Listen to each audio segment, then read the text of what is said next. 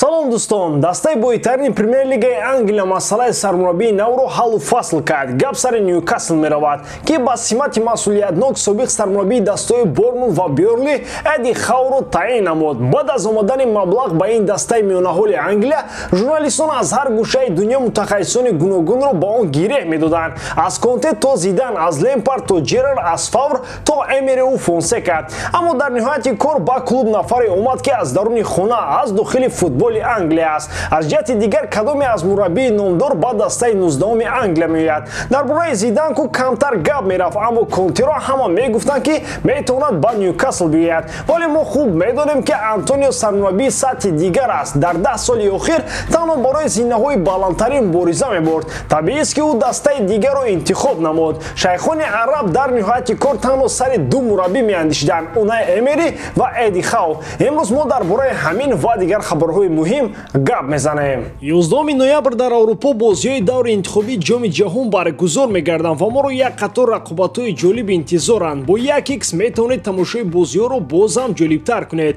Регистратсияи осон, пур кардани маблағ аз тамоми гӯшаву канори дунё ва коэффициентҳои баланд. Вале аз ҳама муҳим, бонус то $100 дар аввалин пардохт бо промокоди MG0777. Ҳамаи маълумотот дар комментария. Ба ҳама муваффақият.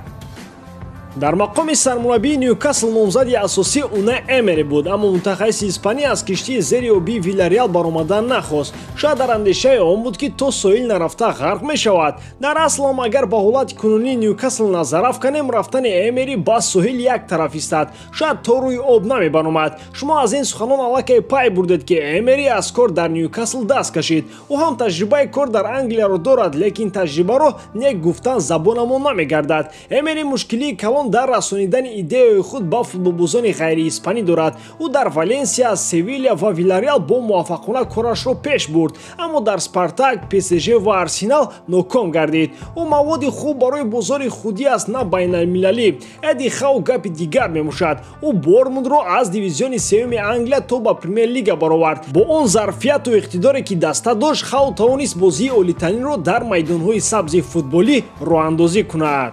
ҷиҳатҳои манфӣ ва мусбати таъини Эдди Хау зиёданд. Аввалтар аз ҳама ин мутахассиси хуб дарк мекунад, ки дастаи дар ҳоли ғарқшавиро чӣ гуна бояд наҷот дод. Дар ин ҷода ӯро метавон ба Сэм Эллердаст монанд кард, аммо версияи беҳтари Биг Сэм. Ньюкасл айни ҳол маҳз дар чунин ҳолат қарор дорад. Ду мутобиқшавии ӯ вақти зиёдро талаб нахоҳад кард. Бо Калум Уилсон ва Райан Фрейзер ӯ дар Бормут фаъолият кард ва ҷиҳатҳои хубу бади онҳоро медонад. Сеюмин шакл ва низоми бозие, ки Хау дар даста монад. Бозии дилчасп ва хуб, ки ба бозиҳои дастои топ монандӣ дорад, на ба тимҳои аз поёни ҷадвал. Барои Ньюкасл будани чунин мутахассис хеле муҳим аст. Тавре медонем, лоиҳаи шайхони араб барои солҳои тӯлонӣ пешбинӣ шудааст. ПСЖ ва Ман-Сити ҳам якбора ба элитаи футболи Аврупо роҳ наёфтанд.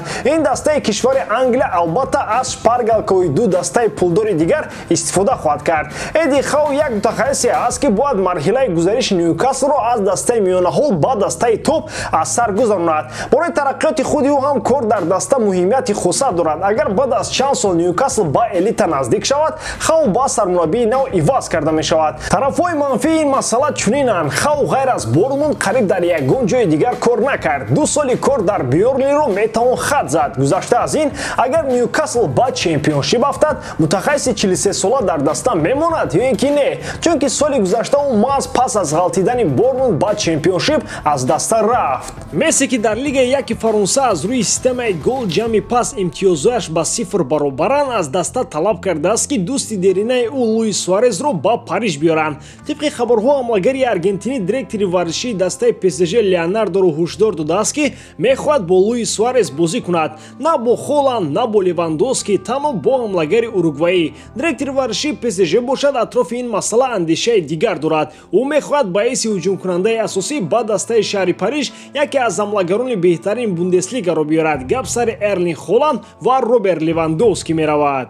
гуфта мешавад ки Месси аз ин нақшаҳои Леонардо розӣ нест ва мехоҳад ба андеша ва қарори қабул кардааш таъсир расонад. ӯ ҳамчунин аз ҳамдастагони дигари худам хоҳиш кардааст ки дар ин роҳ ба ӯ кӯмак бирасонанд. Қарордоди кунунии Суарес бо дастаи Атлетико тобистони соли оянда ба анҷом мерасад. ин маънои онро дорад ки ӯ агенти озод мешавад ва метавонад ба дилхо даста гузарад. агар бозиҳои хуби Суарес дар Атлетико идома ёбанд, роҳбарияти дастаи шаҳри Мадрид омодааст то шартномаҳои нав ба ӯ пешниҳод кунанд. Собиқ нимҳимоятгари мунтахаби Англия ва дастаи Манчестер Сити Тревор Синклер бозии Роналдоро мавриди танқиди шадид қарор дод. Саҳеҳтараш амалҳои анҷомдодаи ҳамлагари португалӣ бар муқобили Де Брюйне ва Кёртис Джонс.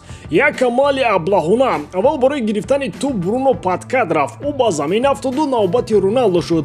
Медонам ки ӯ бо як по парид, аммо Роналдо мустақим ба пои рақиб рафт. Ба фикрам ин амали ҷавонмардона нест. Умедворам саломатии Де Брюйне хуб аст. Роналдо аллаке бори чандум аст ки ба чунин амалҳо даст мезанад. Аз ҷумла дар бозӣ бо Ливерпул ӯ чунин корро нисбати Кёртис Джонси ҷавон раво донист. ҳама ин ба хулқу атвор ва хислатҳои ӯ рабт дорад. ӯ мехоҳад ҳамеша ғолиб бошад ва арзанда мағлубиятро қабул карда наметавонад, гуфт Синклер дар мусоҳибааш бо Толкспорт.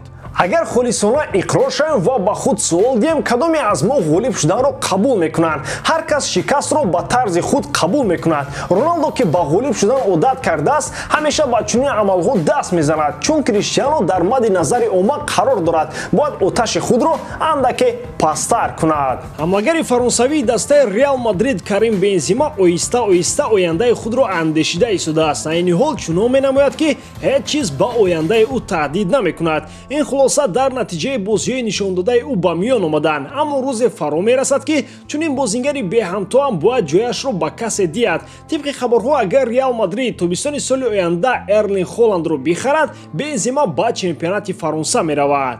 гуфта мешавад ки дастаи ПСЖ омодааст то ҳуҷумкунандаи мунтахаби Фаронсаро ба сафаш ҷалб кунад. худи Бензима ҳам зидди ин гузариш нест, аммо аз тарафи дигар дастаи ПСЖ дар ҳоли рафтани Мбаппе мехоҳад ҷои ӯро бо Холланд пур кунад. интихоби якум барои парижиҳо маҳз ҳамлагари Боруссия Дортмунд буда, баъдан Бензима ва дигарон мебошанд. ба ҳамин дӯстон, боварӣ дорам ки эҷодкории ман ба шумо писанд меояд. лайк, комментария ва дар канал обнажданро аз ёд набароред. бо шумо буд мисли ҳар вақтам Муҳаммад Гаиров. хай дӯстон, дар паноҳи Аллоҳ.